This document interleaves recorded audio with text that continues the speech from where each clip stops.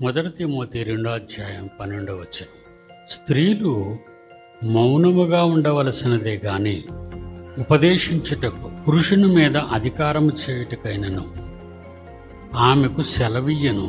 ఈ మాటలు నేటి క్రైస్తవ ప్రపంచం సంఘాలలో నోరెత్తకుండా మాట్లాడకుండా వాళ్ళందరినీ నోరు మూయించారు.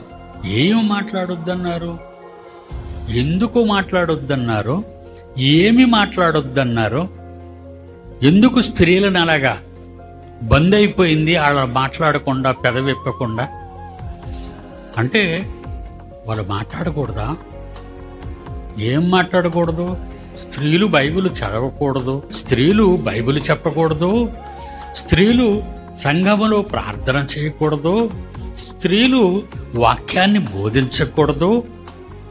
ఈరోజు ప్రపంచంలో అనేక సంఘాలలో ఇది నడుచుకుంటూ పోతుంది. దీన్నే చేసుకుంటూ ఉన్నారు. ఇప్పుడు కాంట్రవర్సరీ చూద్దాం. బైబిల్లో ఒక దగ్గర అవునని చెప్పి మరొక దగ్గర కాదు అని బైబిల్ చెప్పదు.